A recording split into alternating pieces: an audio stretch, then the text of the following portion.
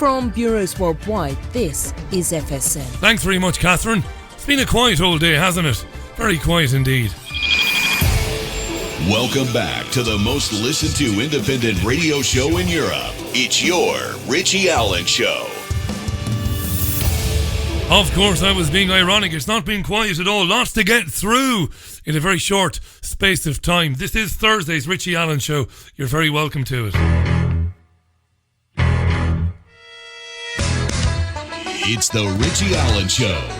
Broadcasting live on richieallen.co.uk and multiple platforms around the world. And now, here's your host, Richie Allen. Right, now, Professor Alan Sked will join me a little bit later on in the programme. He was due to join me this hour, but we're going to hold off a bit because the UK Prime Minister, Theresa May, is about to give a press conference any minute. It's been a busy old day, so we'll see what comes out of that press conference. I'll also be speaking in this programme to, I think, a fascinating lady from San Diego, California. Professor Jean Twenge joins the programme. She's a writer and an academic who, she coined the phrase iGen. And this is about people born since 1995 who have become very used to technology and smartphones and the effect that these devices are having on them and on their lives. She's an amazing woman. Professor Jean Twenge joins the programme. A lot of Brexit stuff to get through as well. As usual, if you'd like to contribute to the programme, you've only got to tweet at Richie Allen Show. It's at Richie Allen Show on Twitter. I'll be glad to hear from you this Thursday. We approach 5 minutes past the hour. Got some very interesting things to share with you. I might cut it short if and when Theresa May takes the lectern at 10 Downing Street, just to see what she says. But the madness of Brexit and the madness of the last few days. Talked at length last night about the draft agreement accepted by the European Union. The draft agreement that the UK and the EU had settled on, the withdrawal agreement. Well, it's been annihilated today, effectively. Overnight, really, as I predicted, as we predicted, I think. Ministers and secretaries of state have been walking away, resigning. Theresa May was pretty much destroyed in Parliament this afternoon, and letters of no confidence have been written and sent, which I think is the death knell for Theresa May. Jeremy Corbyn's rabble of rowdy prole pretenders are delighted because they think they are now a hair's breadth away from power, and they might be. It's a very good chance they are. I can't wait for that, to be honest myself, as you know. I can't wait to see what happens when Jeremy Corbyn takes the reins and nothing happens. I look forward to that, but anyway, I'm not being childish. So anyway, Theresa May then, at the outset of her address to Parliament, let's have a listen. She did address Parliament today after a pretty wretched night for her. Spoke to Parliament today. You'll also hear Jeremy Corbyn, the leader of the opposition. We will break into any audio when May goes live in Downing Street. This is earlier today. We have persevered and have made a decisive breakthrough. Once a final deal is agreed, I will bring it to Parliament and I will ask MPs to consider the national interest and give it their backing.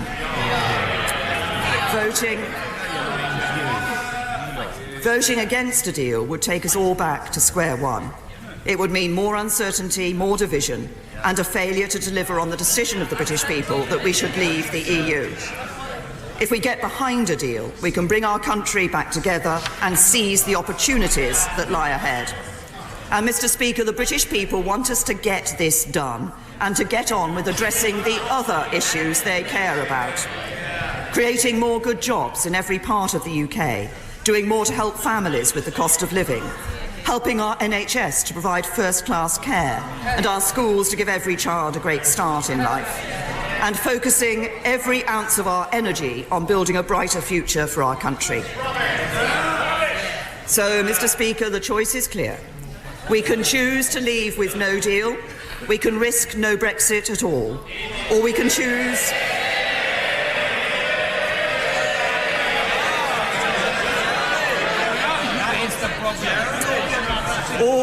Or we can choose to unite and support the best deal that can be negotiated.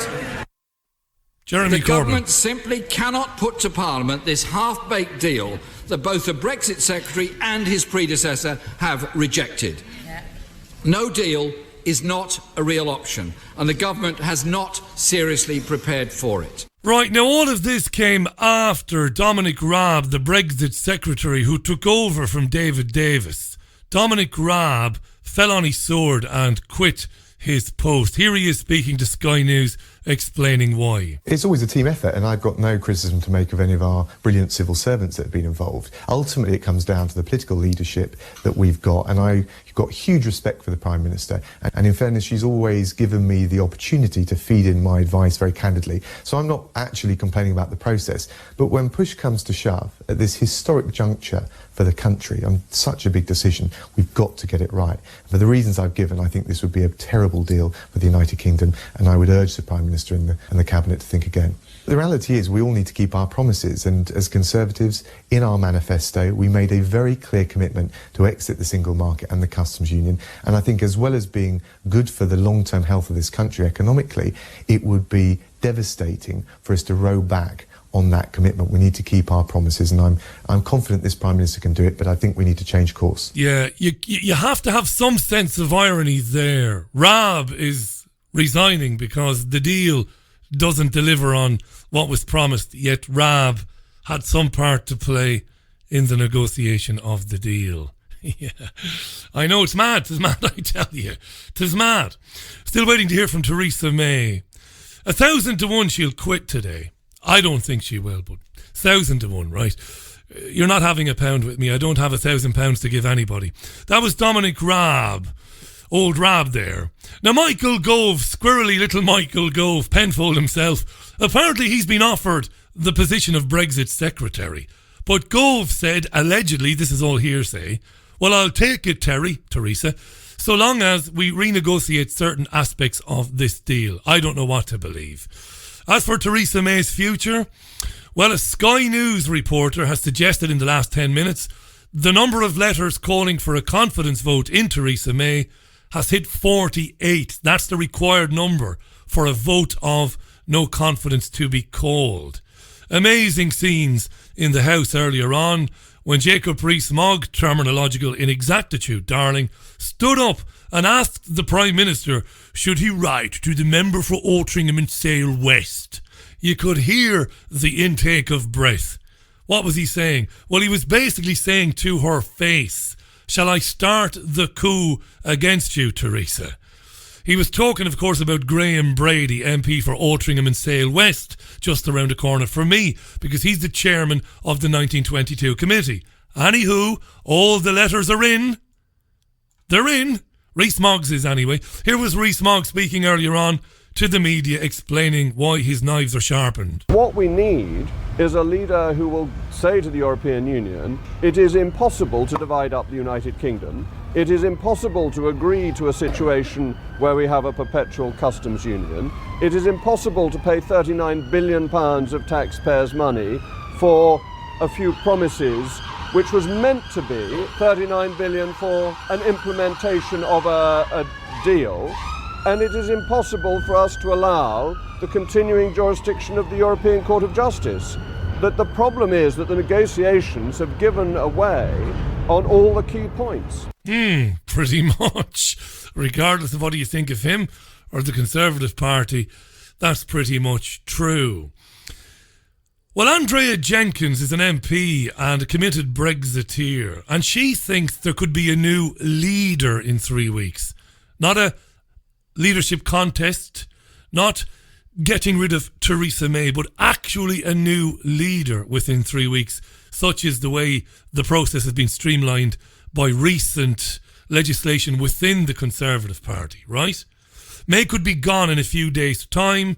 Election then at light speed, party leadership election, that is, not a general election. And then you'd have a new leader of the Tory party and a new Prime Minister. Here's Andrea Jenkins speaking to Radio 5 Live a bit earlier on today. I've been working with some people in the background where we could get a new leader in 2 to 3 weeks. What can happen is there's a new system in the Conservative Party now. Previously we didn't have this, where all party membership is through central office. And so it's literally, the ballot papers could be sent out very quickly. Previously, they had to go to each association to get their members list and ask them to send ballot papers out.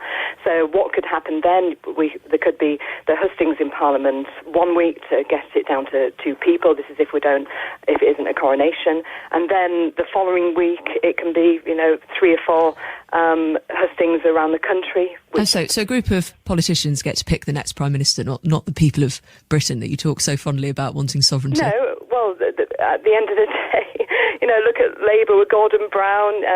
At the end of the day, we need a leader at the moment who's a Brexiteer. And who is that? Well, to me, it must be a Brexiteer. Who? Which Brexiteer? Well, we'll wait and see who that is and who the Brexiteers get behind. It's not just... No, but come on. You say you've been working on this for some time. I've got your Telegraph article in front of me. You must have a view. Please do share it. It's very important that people listening to this programme get the inside track from you. Yes, I agree. It's very important, but it's not just one person who crowns the Prime Minister. Of course. And so now I think with Dominic, it's been a bit of a game changer. It can put him in the running as well. It could be the likes of Boris. It could be the likes of David Davis. I think the 3 of those who resigned, I think Brexiteers could get behind one of those. Yeah, those are the names mentioned by Jacob Rees-Mogg as well. He threw Penny Mordaunt in there and Esther McVeigh as well. That was Andrea Jenkins speaking to Radio 5 Live's Emma Barnett earlier on today. Interesting stuff. Now, let's hear a bit from Donald Tusk, shall we? He's the European Council President. Donald Tusk is still holding out for no Brexit at all. This is extraordinary stuff, really. When you think that only last night the European Union, along with the UK government, published this 585-page draft agreement. Yesterday, publication, 585-page draft agreement. Today, Donald Tusk is saying, well, we're actually more prepared for no Brexit at all. Do you want to hear Tusk? Very briefly, Donald Tusk. Brexit is the most important issue today for the EU and for the rest of the world.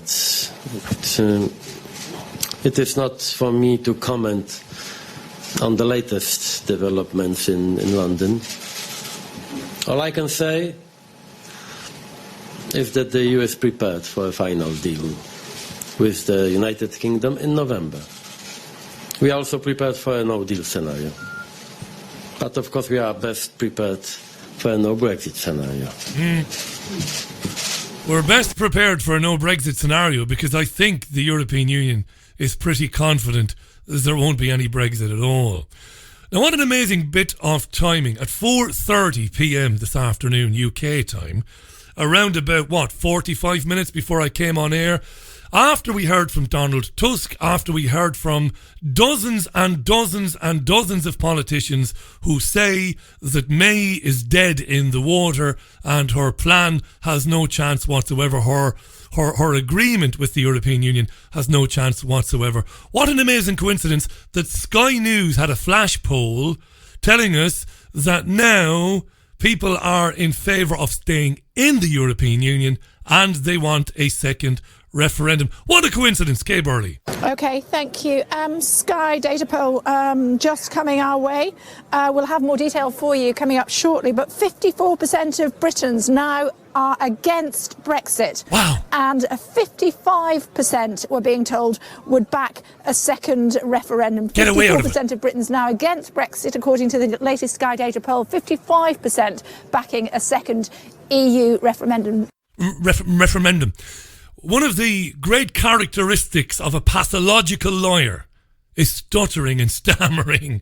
Referendum, says Kay. That's just a pile of horse shit, that. Perfect timing. With all the chaos and the madness going off and the blood on the walls today around Westminster. Wonderful that Sky has a Sky data poll that shows that now people want to stay in and they want a second referendum. Please. Right. But then again, I suppose if you bombard people with enough propaganda and if you beat them down with enough of the sort of crap that they get from the mainstream media, I suppose it is feasible enough to change their minds. We ain't going anywhere. You know it and I know it. I've explained this as best as I possibly can for a long time. And last night in the monologue, I endeavoured to at least try and explain what it is the European Union is. Look, those behind the European Union are sitting back now, smoking Cuban cigars, drinking Louis XIII's brandy. That's 500-year-old brandy, by the way. And they are giggling their arses off because this is a perfect scenario for them. It's a wonderful win-win scenario. Even in the 1 in a million chance that Theresa May could get this deal through, the European Union would be delighted because the UK wouldn't have left the European Union. This is Brexit in name only, or Brino as it has been dubbed. They don't care. So it's a win-win situation. If the government is brought down, which is looking increasingly likely, and an election is thrust upon the people of this country, despite the fact that the Fixed Term Parliament Act is supposed to mean that a parliament lasts for 5 years, that could go out the window if and when May is brought down. Because learned men and women who follow this stuff, there aren't too many objective among them, but some of them reckon that May is absolutely cream crackered. She's knackered now because the no confidence vote is going to be triggered, and they reckon that she's going to lose that there are more Conservative MPs who want to see the back of her now than would actually support her. So the European Union loves that because that effectively kills Brexit. Another election, kills it stone dead in the water. So they win. We always said they would win, and to be fair, we always said they would either win this way or that way. The two scenarios that we've just been talking about. Coming up for 20 minutes past the hour. Madness now, really, because I've got a terrific guest lined up in San Diego to talk about something obviously slightly different. Going to go to Alan Sked at the top of the second hour, but the lectern is there in Downing Street. The press corps is assembled. Looks like a very well-maintained room, mahogany doors and mahogany wall panels. There's a lectern with the Union Jacks behind it, but no sign as yet of Theresa May, who might still be trying to persuade Michael Gove to take the position as Brexit Secretary. Who would do it? Right. Gove will do it. Gove will do anything, I suppose. Michael Gove will do anything. The man of 1,000 jobs. It has been reported today that he was offered the job, but said allegedly that he would only take it in the event that he would be allowed to renegotiate certain aspects of this draft agreement. We'll wait and see. 21 minutes past the hour it is now. Tweets on this, by the way, to @Richie Allen Show. It's become a bit more interesting, hasn't it? Even for those of our listeners who are totally cheesed off with Brexit and the never-ending coverage of it, not only in the mainstream media but on this programme, it has begun to get a bit more lively in the last few days. Like I said, Labour Party supporters, and I don't want to sound condescending because I'm not really, I have no time for politics or politicians in general. They're thrilled and think that they are a cigarette paper, to use that very old-fashioned saying, away from power, feeling that if May is brought down, that the Labour Party could return to power after the next election, at least as part of a coalition anyway, with maybe the support of the Liberal Democrats, maybe the support of some Scottish members of Parliament and a few DUPs as well. A kind of a rainbow coalition, you might call it. We'll wait and see. I'm feeling like a bastard right now, by the way. I don't mind doing it. I can talk all day. I'm hoping we can get something from May, but I don't think we will. I'm just going to have to keep an eye on it, and I think we're just going to have to move on. I've brought you up to date anyway with all the news. There isn't anything newer than what I've told you at 22 and a half minutes past the hour. We're waiting on May, and I'm going to give up on her in a minute and move on. All righty. Tweets to @Richie Allen Show. It's @Richie Allen Show on Twitter. Let me know what you're thinking, and I'll be happy to hear from you. Moinga says to me on Twitter, what is the source of these new Brexit stats from Kay Burley? It's Sky's own polling. Sky ran a data poll, according to Sky, and it's their own polling. That's why I said you've got to take it with an enormous pinch of salt. The timing of it is marvellous. Right in the middle of the melee, the madness, the carnage, the carnival. Sky comes out with a poll that says, oh, by the way, now people want to stay in and they want a second referendum. That's what we're supposed to believe anyway. So, I don't know. Right. All right. Okay. She was due to speak at 5 o'clock, May. It's now 23.5 minutes past 5. She's not there yet. I wonder what's going on behind the scenes. We're going to have to wait and find out. This is what we're going to have to do. I'm afraid we're going to have to wait and find out. Right. When we come back, we're going to change tack. How about that? Should have been a rapper. And Professor Jean Twenge is doing some very exciting and groundbreaking work in San Diego, California.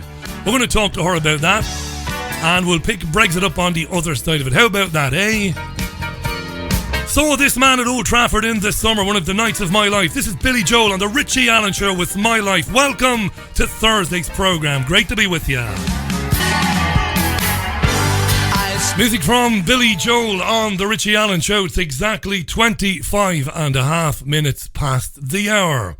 Let's introduce my first guest today. I think she's a remarkable lady. And as I said earlier, she's doing groundbreaking work in San Diego, California. I came across her through an article in the UK Daily Mail newspaper yesterday. Let me tell you about it. She's coined the term iGen, a term that includes people that have become accustomed to technology, people born since 1995. They are the first generation to spend their entire adolescence, their teenage years with smartphones. And she's dubbed this demographic as the iGen, young people raised on smartphones and social media. And she's been studying this group of people and the effects that this technology is having on them and how they may be maturing at a slower rate than people have in days gone by. Let's welcome her to the show. She's the author of iGen, Why Today's Super Connected Kids Are Growing Up Less Rebellious, More Tolerant, Less Happy and Completely Unprepared for Adulthood. Let's say hello to Professor Jean Twenge. Jean, thanks for coming on. How are you? I'm good. Thanks for coming on the programme. Great to have you on. Now, I understand you studied, and your colleague, Professor Keith Campbell, more than 40,000 US children. So this is a proper study, Jean. This is proper academic study. Were you surprised at what you found? Yeah, so this was our most recent work looking at associations between how much time kids are spending with tablets and phones and TVs and gaming consoles, and then how well adjusted they are. You know, are they happy? Do they have mental health issues? Do they fight with their parents a lot and get mad at them? And sure enough, the kids who are spending a lot of time with screens are more likely to have those anger issues and argue with their parents and have less self-control and more likely to be diagnosed with anxiety or depression.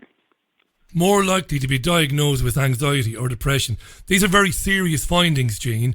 I mean, this is groundbreaking stuff, and it's very new, isn't it? Because the effects we're seeing, this is a very new phenomenon, the age of the smartphone. It is. So the first smartphone was the iPhone, introduced in June 2007.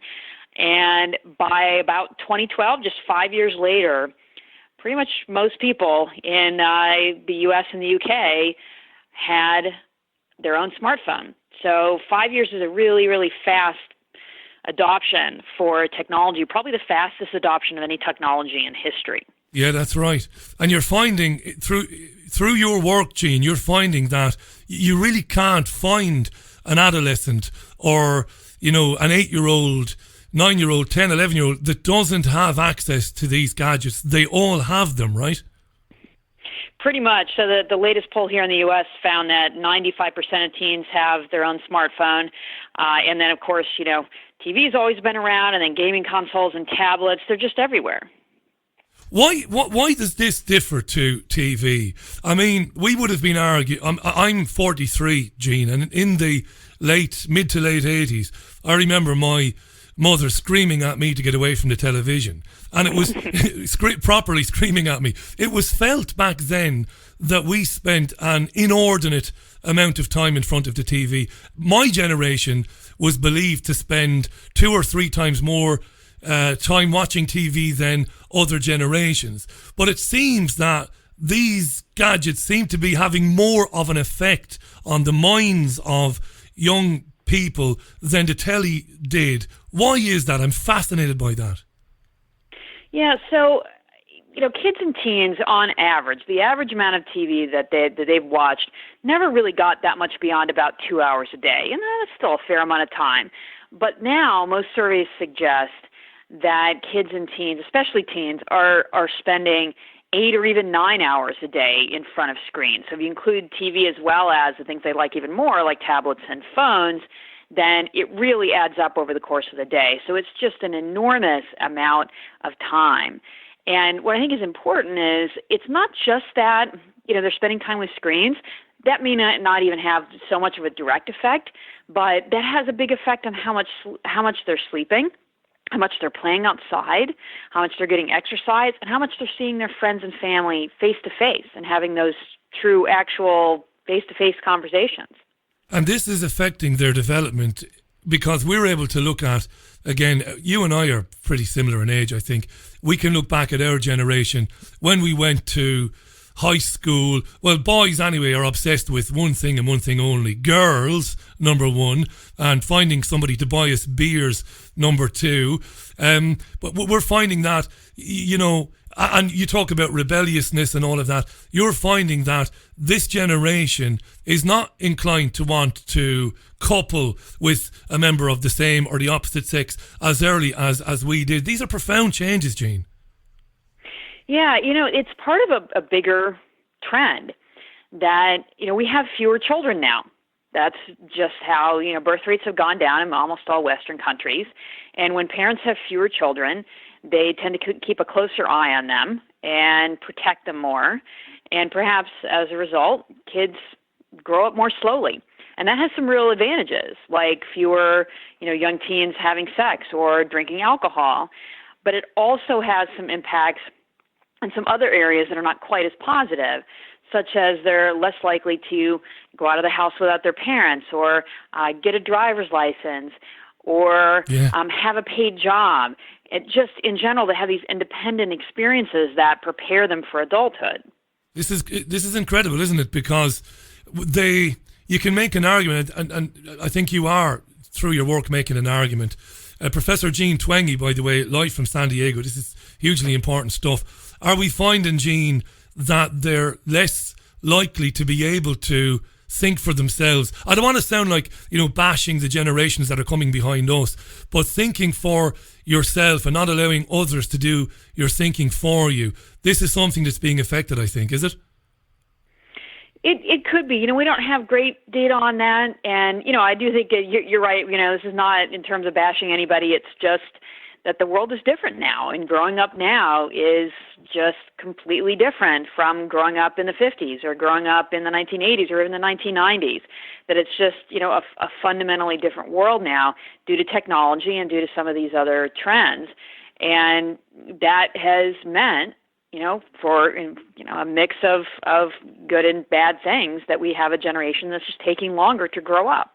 Yeah, there's no doubt about it. I've had academics on the programme from the UK talking about this before. By the way, let me remind you, we've got Professor Jean Twenge live on the line from San Diego. We've got Jean for a short while. She's got to rush off to a lecture for the day job. She's the author of iGen, Why Today's Super-Connected Kids Are Growing Up Less Rebellious, More Tolerant, Less Happy and Completely Unprepared for Adulthood. Is it true, Jean, or have you seen, because you're talking about, I think your work is vital, I really do, and it's new, and I think in years to come we'll be looking back on it. I think it's an alarm call for parents, what it is you're doing, as well as these behavioural effects that we see in adolescence. Is it true that some scientists and academics are seeing actual physiological effects when they're examining the brain under, using an MRI scan. Is that right? It actually does physically change the brain, a lot of exposure to the smart technology. Yeah, there's only a few studies on that yet. There are going to be more soon. But yeah, the brain is plastic. The brain changes in response to experience. So if you're spending an enormous amount of time with electronic devices, your brain structure and the way the neurons connect to each other is going to be different from someone who spends their time in another way. Absolutely. Tell us about the spike in depression and self-harm, Jean. That's very worrying, suicide. Where does that come from? I believe the evidence is there. You've gone and interviewed and gathered data on 40,000 plus students. I believe it's all there. But where does that come from? How is that connected to the use of the technology? Yeah, so the data on the trends in mental health is really extensive. It goes beyond just that one study of 40,000. In fact, it shows up across about 6 different major surveys that total to actually 11 million people. These are surveys that they go back several decades. A lot of them are government-funded screening studies that allow us to see how many teens and how many young adults, for example, have major level depression that really needs treatment. And that has absolutely skyrocketed since 2011. 65% more teens have major depression now compared to just 6 years ago. That's amazing. So it's huge. And there's also been an increase in self-harm, as you mentioned, like things like cutting, in suicide, in anxiety, in loneliness, in unhappiness. There's declines in life satisfaction. I have really never seen anything like this in 25 years of doing work on generations. I've seen trends in mental health before, but they usually rolled out fairly slowly and built over time. These showed up very suddenly, right around 2011 or 2012, and then just kept going until in every single year the new data comes out and it just keeps going up. It is heartbreaking. So that's something nobody disputes, is that we have these enormous increases in mental health issues. The question is, what caused that? That's harder to answer. But I don't think it's a coincidence that these mental health issues started to spike right at the time that smartphones became common, because that's what happened. 2011, 2012, that is when they became common. And so there's a fundamental shift in how teens were spending their time. They started to spend less time sleeping, less time hanging out with their friends face-to-face, and more time on smartphones and digital media. So that's also a really big effect. That's not just one event that happened around the world, unconnected to teens that may have happened and then gone away. It's not even something that happened to their parents. It's not even something that happened to them once. It's something that happens to them every single day for hours, that the way they spend their time outside of school has fundamentally shifted. It's quite amazing, Jean. Your credentials are incredible, Jean. I came across you through a Daily Mail article, and I kind of regretted I hadn't come across you before. But then, of course, in your own country, you're very well known, and you've been on all the news networks talking about this, which is great because, parents need to hear, they need to hear this. One of the things that has always been around, as long as I've been covering news and current affairs, has been people with a self-image problem. I mean, when I went to high school, a very good friend of mine had a problem with self-image, and she developed bulimia and anorexia later on, and it was a problem. And thankfully, she dealt with it, and she's great now. She's got a family. She's very healthy. But when children spend a lot of time on social media and they create a social media page and they put all their time into it, they put themselves under an awful lot of pressure then to impress, don't they, Jean, on that page, to look good, to come across as very good. And that can have serious problems for their self-esteem if they don't get what they're expecting from what it is they're doing on social media. I've probably not put that very well, but I think you understand where I'm going with that one. Yeah, I know what you mean. It's really interesting to kind of trace the trajectory of this, because 10 years ago or so, my co-author Keith Campbell and I were mulling this over, and back then it really looked like social media was, if anything, increasing self-esteem and narcissism, which is like really kind of like self-esteem on steroids. That if you got all this attention online, it could really enhance your self-esteem. But as social media has evolved, it's moved away from something where people use it to gain attention to something that has become almost mandatory. So especially among teens, especially among girls, that almost 90% of them are on social media sites every day. So there's this pressure to be on it, to get a lot of likes, to have a lot of followers. And when you have that many people participating in that, the pressure to get the most likes is incredible. And then when everybody's doing it, of course, your chances of being the one to get the most likes go down. Yeah. And then there's also the standards on these sites, and adults can identify with this too, that people only put the positive stuff up, and they only put the glamorous things up. They don't talk about the negative stuff or the mundane things in their lives. And so, we as individuals, we know that about ourselves, but we don't see that in other people's lives online. So we get this impression that everybody else's life is much more glamorous and positive and wonderful and vacation-filled than ours. Yeah, absolutely, Jean. A couple more questions for you, because I know you've got to rush off to work. Again, I really appreciate you coming on. This is very important stuff, this. And it segues into so many other areas of our lives as well. Professor Jean Twenge is live. We've got Jean for another 5 or 6 minutes. Do check out her book. By the way, Jean's website, before I give you the book title again, she's written several books, is jeantwenge.com. I have pronounced it right, Jean, haven't I? I looked online to make sure I pronounced it right. Thank God for that. Didn't want to mispronounce your name. It's jeantwenge.com, and we're talking about a book called iGen, Why Today's Super Connected Kids Are Growing Up Less Rebellious, More Tolerant, Less Happy, and Completely Unprepared for Adulthood. Before we talk briefly about your own children and you confiscating the devices, Jean, which is very interesting, before we talk about that, as a professor, as somebody who meets young men and women, I don't want to dwell on this whole thing about self-esteem. I don't want to do that. But I'm very interested because in this country, we're seeing a very strange thing happen in academia here. We're seeing safe spaces for people. We're seeing the deplatforming of speakers who have been deemed to be offensive or whatever. I mean, Jean, you remember, I went to university myself. I remember all sorts of right-wing and fascistic people coming to the uni to speak, and we would go and meet them and shout at them and argue with them and, hammer away at them. We're seeing all this. And the question I want to ask, are we seeing now, and can it be connected to the addiction to smart technology, are we seeing a more defensive type of young person, and are we seeing a young person less tolerant? I mean, I know you talk about tolerance, less prepared to be criticised, less prepared for their ideas to be criticised, and less prepared to be, told, well, I think you're wrong. Do you see that yourself, Jean? Yeah, I mean, we certainly see that here in U.S. universities as well, that with iGen, we have a generation who is more tolerant in terms of background, say in terms of race and gender, sexual orientation, transgender status, very open to that. It's kind of come as you are, and whatever you are, if that's who you are, that's cool. Less prejudice when it comes to those things. But there is arguably, among this generation, less tolerance for people with different ideas.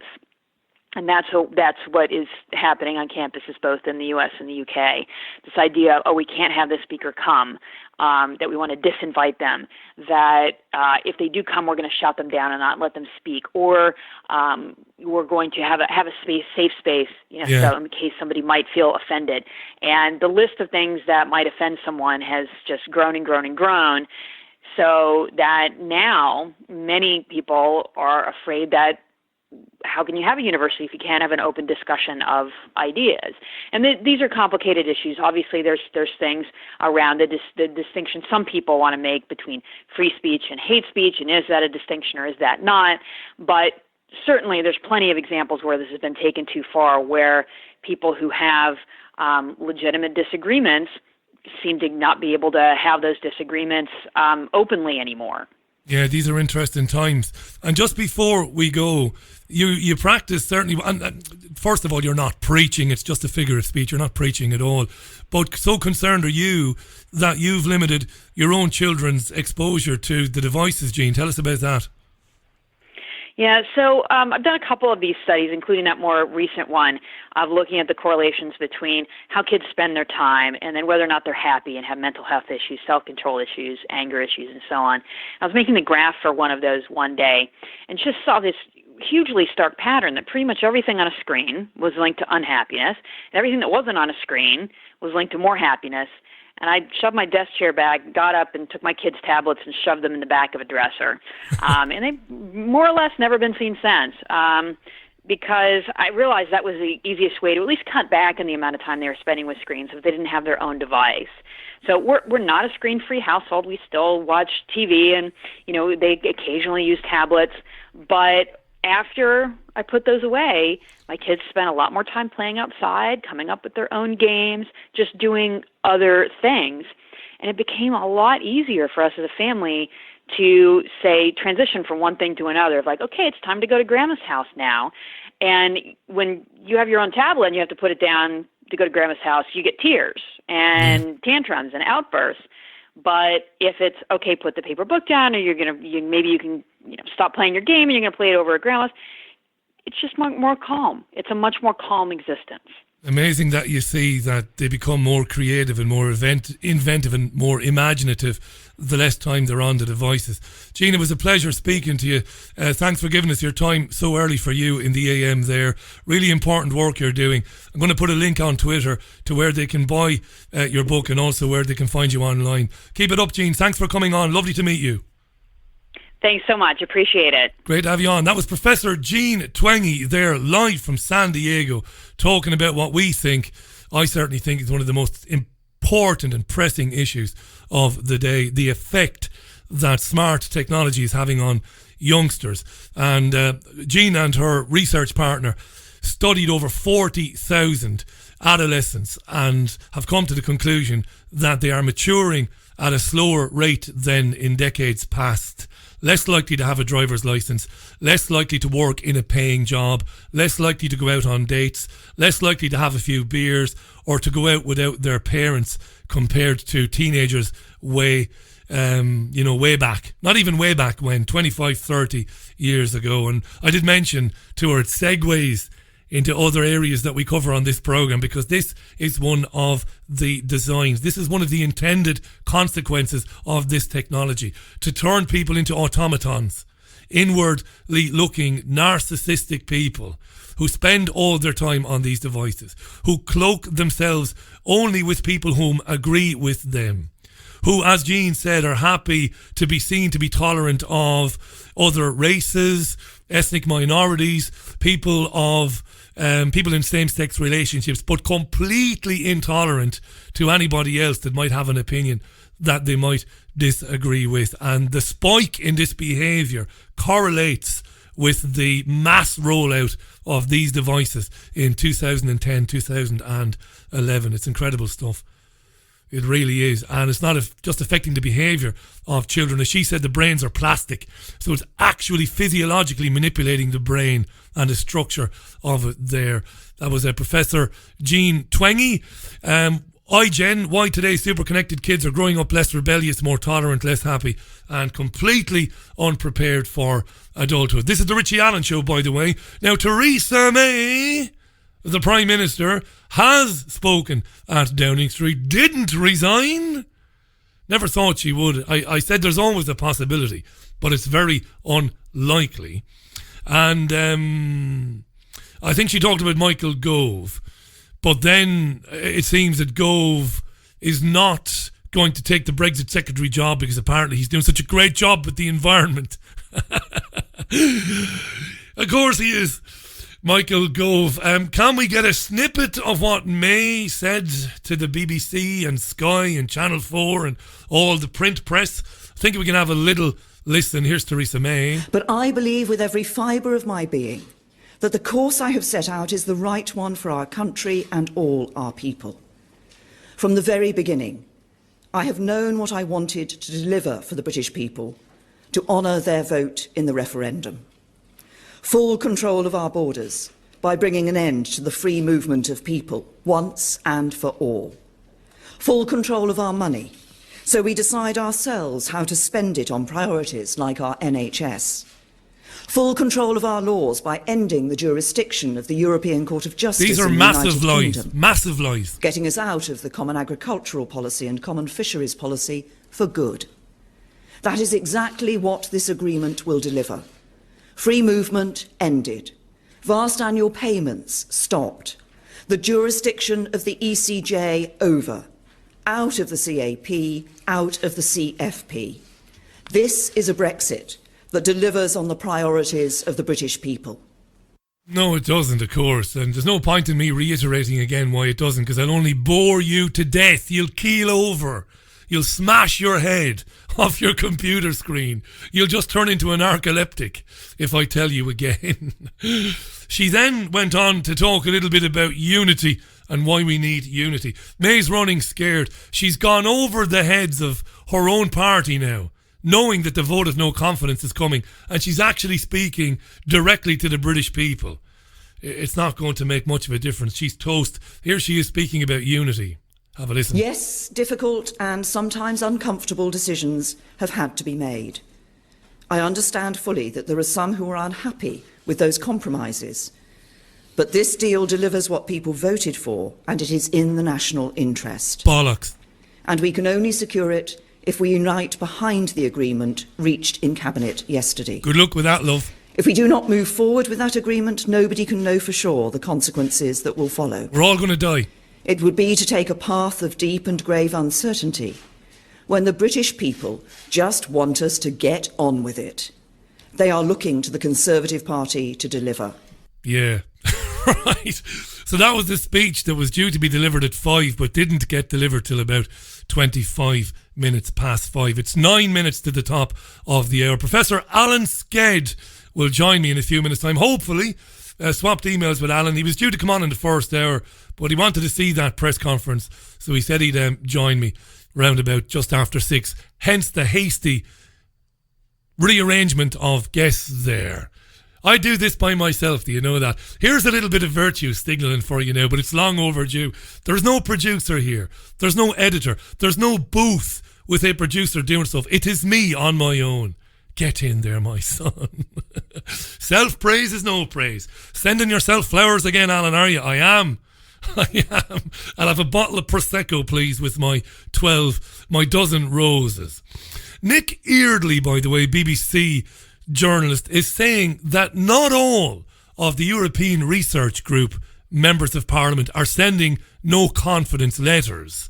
Jacob Rees-Mogg heads up the European Research Group. He sent a letter of no confidence. Nick Eardley is saying that not all of them have sent letters yet, but we still understand that more than 48 letters are in, meaning there'll be a vote of no confidence, and presumably meaning that that will be the end of good old Theresa May. And the end of Brexit as well. Thanks for all the tweets, by the way. A lot of them came in about smart technology when I was speaking with Professor Jean Twenge. Sorry that I didn't get to many of them. Again, chief cook in bottled water. I was listening to Jean, making sure I listened to what she was saying, but also keeping an eye on what was going on in London. Like I said, I do need a producer in studio, but it's never going to happen. Thanks for your tweets. To follow what other people are tweeting to me, go to twitter.com, where it says search Twitter, put Richie Allen Show, all one word, press enter, and you'll see what other people are tweeting to me, is what you'll do, right? Right. Professor Alan Sked then, shortly. It is Thursday, the 15th of November 2018. And my name, of course, is Richie Allen. You are with the Richie Allen Show, live on Fab Radio 2 in Manchester, TuneIn Radio, triggerwarning.tv, and richieallen.co.uk. Here's Morrissey. Hold on to your friends. Morrissey, hold on to your friends on the Richie Allen Show. 3.5 minutes to the top of the hour. We'll be off to London shortly to speak with Professor Alan Sked. Few tweets before that, though. And have I done that? I have I? Yeah. All right. Okay. Fair enough. Right. Yeah. Patricia tweets me, could it be that children are less rebellious because they are systematically being turned into obedient robots. Yes, absolutely, I've no doubt about it. Because when you spend pretty much all of your free time on social media, whether it be Facebook, whether it be Twitter, or the other idiotic social media sites like Instagram, for example, you actually begin to slip subconsciously into acquiescence to a new type of social order, where there are not so subtle rules and regulations about what you can say and what you can't say. Acquiescence to a new and very sinister social order, where you have the Twitterati and the progressives waiting to jump all over you and condemn you to Facebook jail or Twitter hell because you have the wrong opinion. That's exactly what's happening to children. And they turn into obedient automatons that ultimately then lose the courage to say, fuck off. I disagree with you. Pile in on me if you want. Troll me if you want, but I don't care. I've got thick skin. I'm standing up for the opinion that I believe in. No, they lose that ability. They lose it.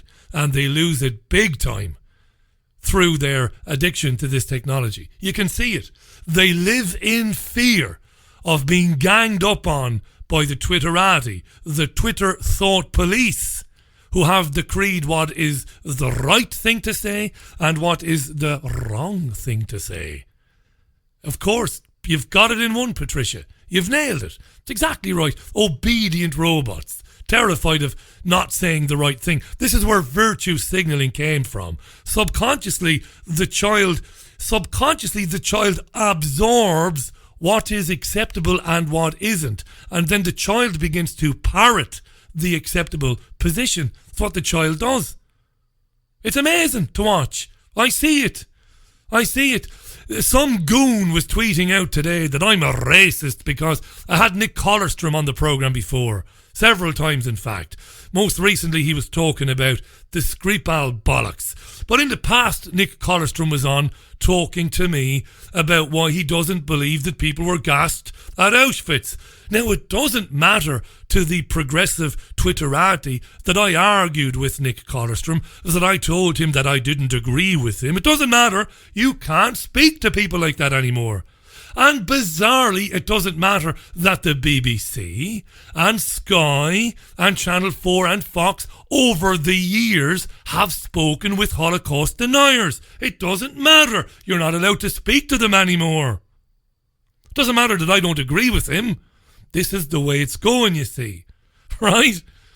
I'm 43. I'm finished. Any semblance of career that I might have had in the media has gone out the window because of this programme. The last job offer I had was in 2014 from commercial radio. I turned it down to do this. I couldn't give a shit. I'll never be on commercial media ever again. I'll say what I want and I will interview who I want. But generations coming after me, they don't have my luxuries. They're terrified. And they won't speak to anybody. Can't talk to him. Why? Because he said this. Right? I'm not saying it. I want to have him on so I can argue with him. Do you remember that? Do you remember arguing with people? Holy Mother of Mary, God and Jesus. Anyway, shall we try Alan, shall we?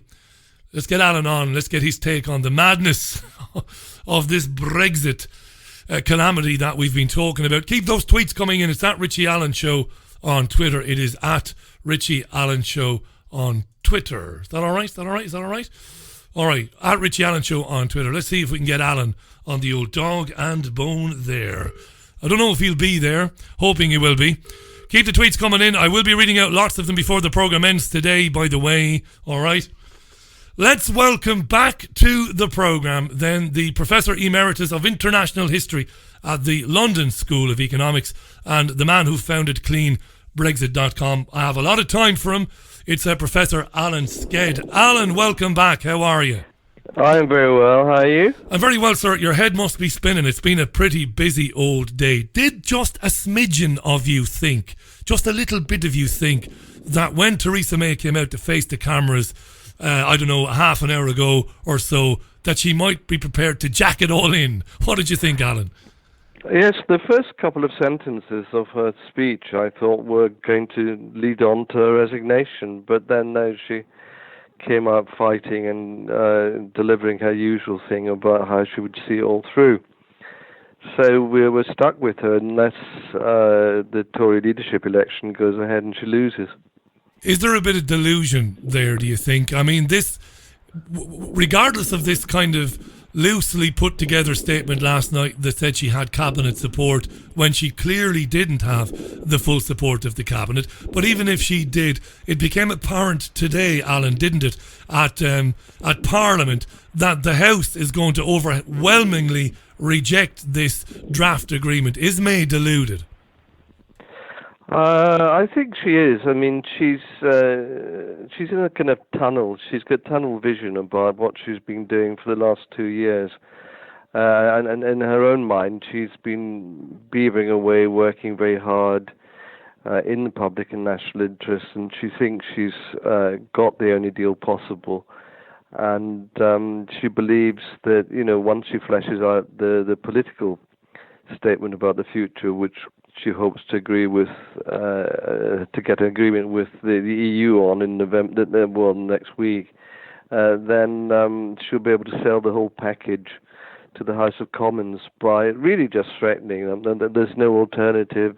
It's either, you crash out with no deal, as she puts it, or, perhaps there won't be a Brexit. I don't quite understand the logic of that, because we're due to come out by law on the 29th of March next year.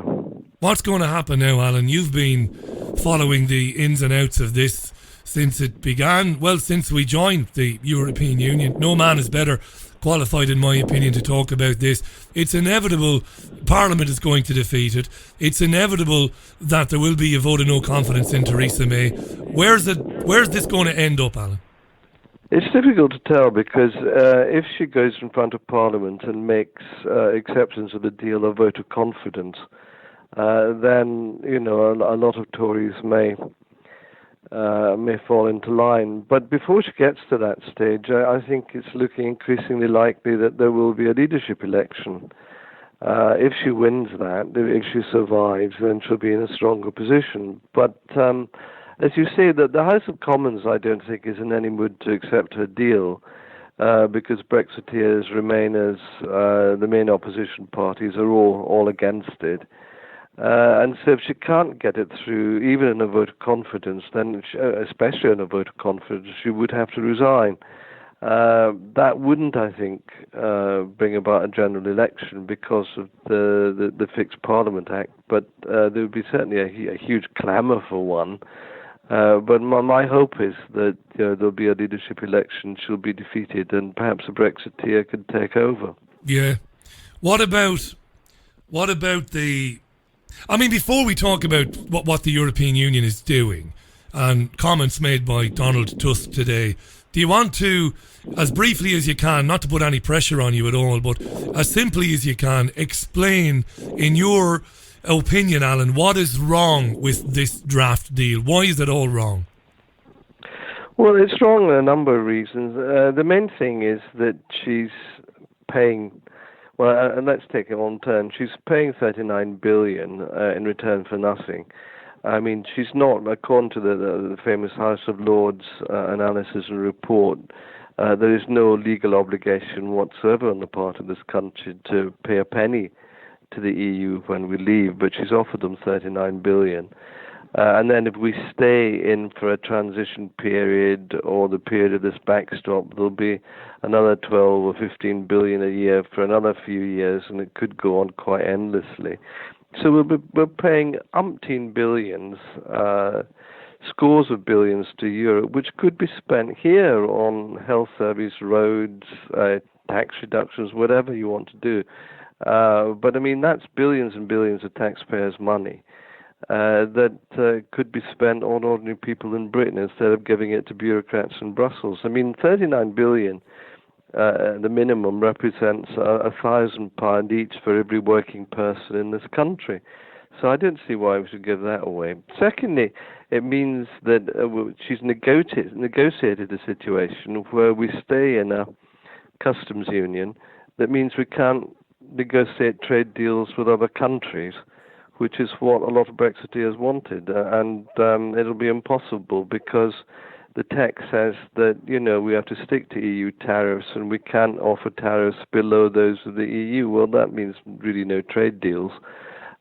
We also, once we're in this situation, stuck in a customs union, we have to follow all the regulations made by Brussels without having any say in them. So it's regulation and taxation without representation. I mean, we won't be we're out the political institutions of the EU. We won't be on the Council of Ministers. We won't be on the European Council. We'll have no representatives in the European Parliament. We'll have no input whatsoever. We'll just have to accept whatever the EU does and legislate it in Parliament. That means this is why people are calling it as a vassal state if we accept this, or a slave state. We won't be able to say no to anything. We just have to implement whatever Brussels wants, and we'll be paying for the privilege.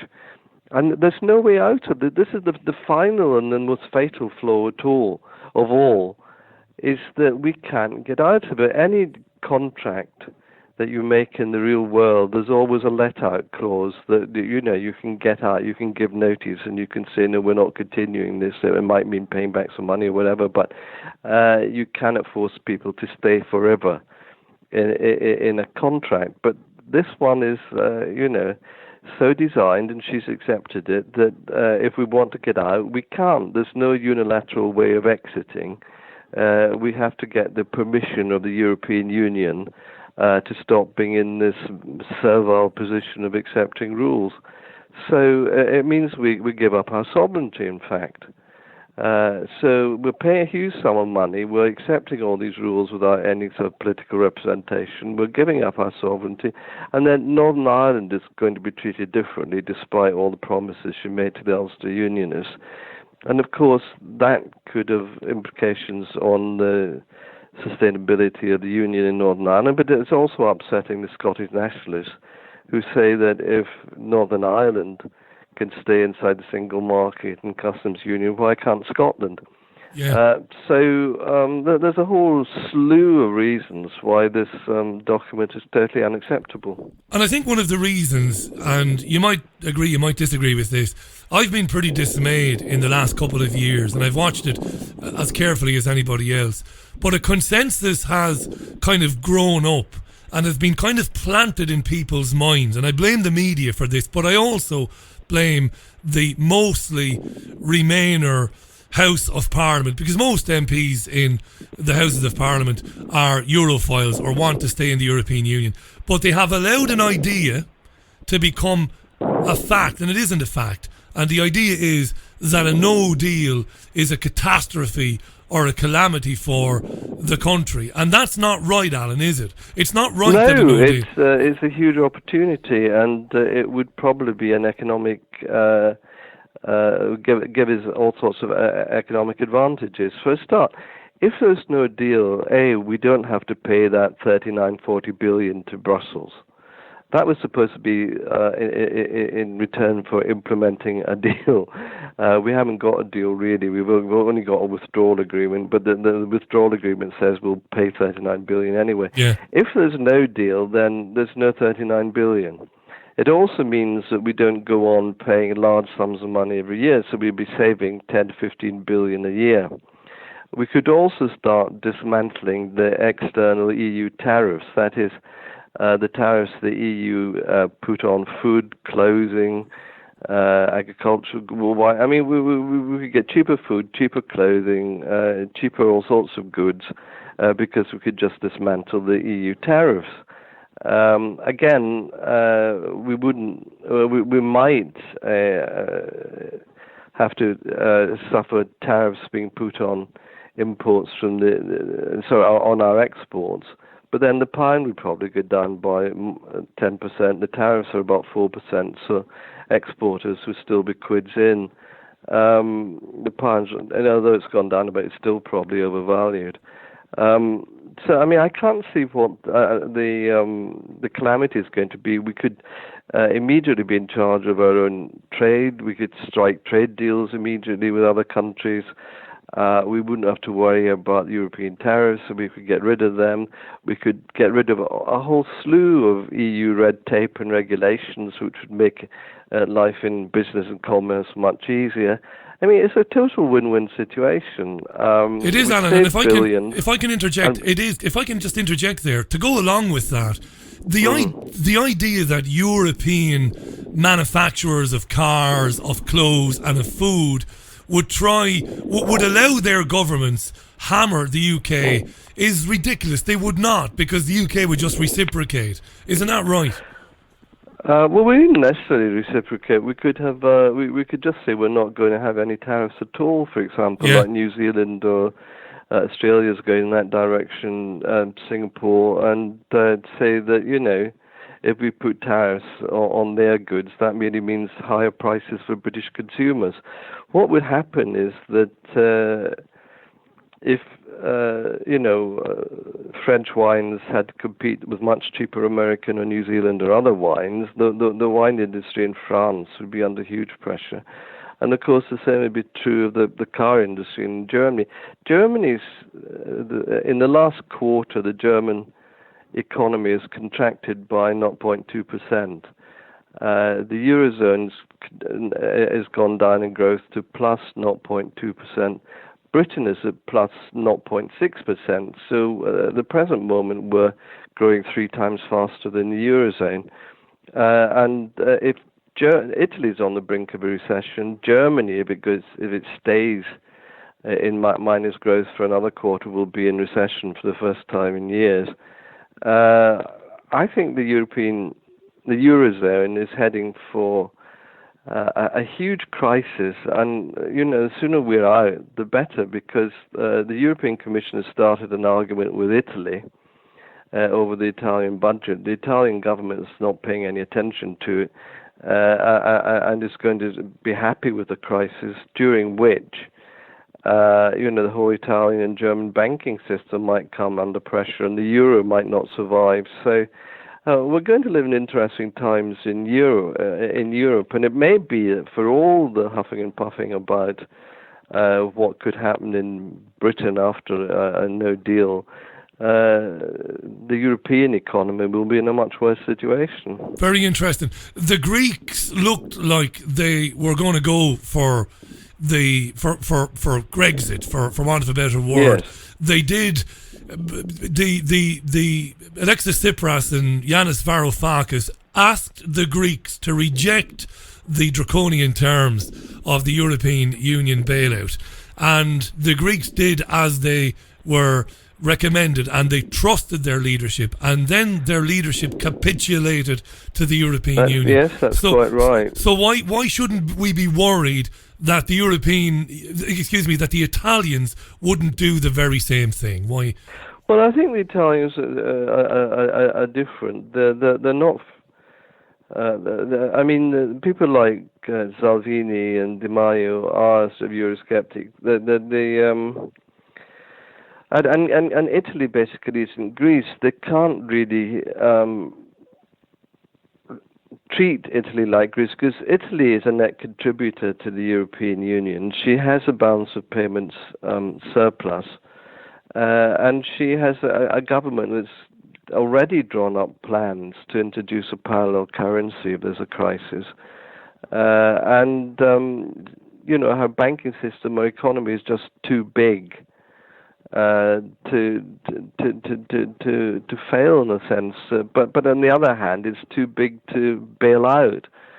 So the European Union has to be very careful, because if the Italian economy collapses or comes under real pressure, then if it were to renege on its debts, then there would be a huge carryover into other parts of Europe, particularly France, which is got an exposure of about 12 to 14% to the debts of Italy. So the French banks have loaned the Italians so much money that if the Italians are forced into reneging on the loans or the debt crisis becomes too great, it won't just be the Italian banks that will go, but the French will be first in line, and the German banking system is very fragile.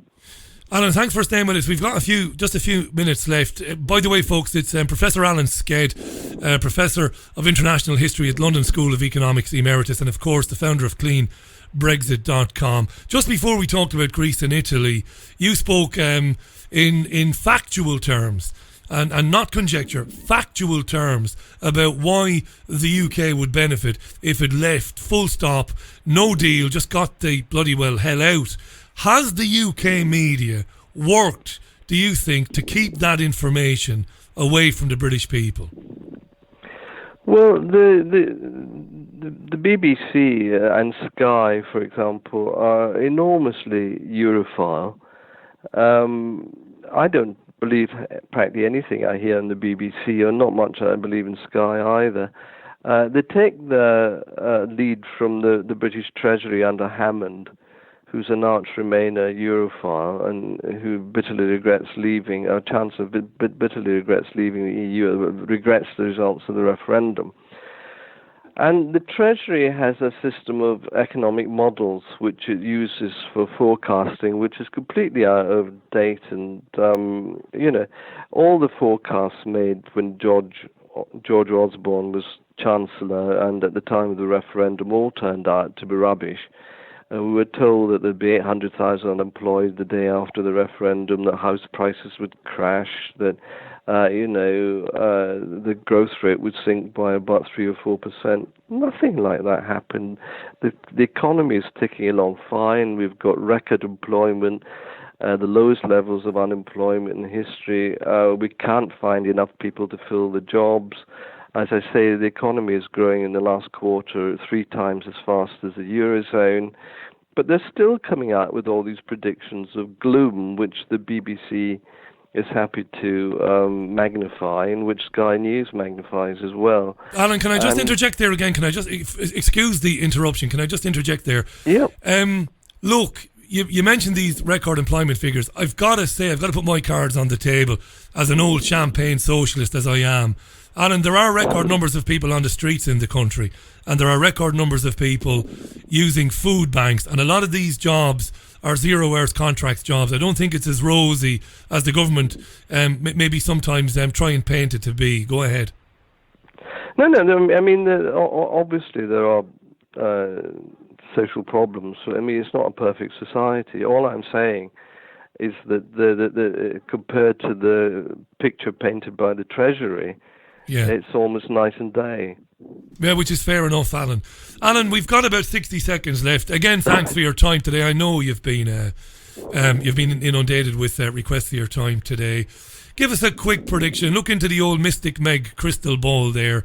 Will Theresa May be Prime Minister after Christmas? What's going to happen?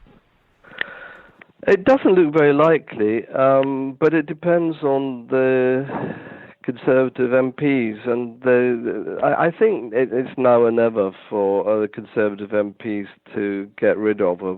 But the Conservative Party is divided in 3. There's the Brexiteers, there's the arch-Remainers, and then there's the kind of people in the middle that don't really have any strong convictions about anything, who just want to be MPs. So how that will all shake up and whether she'll get a majority, I mean, I don't know. She's obviously letting it be known that she will fight, and that if she gets a majority of 1, she will carry on. But remember Mrs. Thatcher, when she was challenged, said, "I will fight and I stand to win," and then she was gone in a few days. That's right. It's beginning to look a little bit like that. Alan, thanks so much for your time. I always love hearing from you. I really appreciate it. It's going to be. Well, I'm happy to talk anytime. Well, thanks, and it's going to be a very interesting few weeks and months, and I look forward to getting your thoughts on as it progresses. Thanks, Alan. Bye for now. The lovely Professor Alan Sked, whose time has been in great demand today, speaking to us from his home this afternoon. It's been a crazy day. So it has. Lots of comments on this as well. Lots of comments on things being on the up and up. Things are not on the up and up for millions of people in this country. I did say that to Professor Alan Sked, and he acknowledged it. A lot of these jobs that are being created, they're not really great jobs for people. And I know that Channel 4 and the BBC have been running documentaries recently, and there's a documentary, and I can't remember for the life of me which channel it's on. Help me out in the short time we have left on today's programme. Help me out. But there is a documentary that has gone out this week, and it has featured young women, young homeless women on the streets of Manchester. And if you met these women, you wouldn't know they're homeless. Some of them speaking to the BBC, saying that they walk around the city all night and they hang around the night spots for safety to look like they're basically, you know, out and about doing the town, but in fact they're homeless. That's the reality of life in this city and in many cities across the country. It's not on the up and up. Everything he said about why the country should leave the European Union with absolutely no deal whatsoever, and a two-fingered salute to Brussels. Everything he said is true, but that information has been withheld from people by the BBC, by Sky and by Channel 4. If you missed last night's programme, do try and grab a listen to the first hour of it, the monologue section, where I talk about the history of the European Union, but the machinations of it, how it operates, how it works, and I demonstrate how it is completely and utterly undemocratic. Tommy was on to say, but Richie, Theresa May has just been on television saying we will leave on March 29th next year, excuse me, with our sovereignty, borders, fishing, and no EU jurisdiction. How can she get away with saying this? Well, she is being contradicted, of course, by the European Research Group. She is being contradicted by hard Brexiteers, but the political editors of the UK's television news channels are refusing to contradict her, even though they know she is talking through her sphincter. They know she's lying. But they're on board, you see.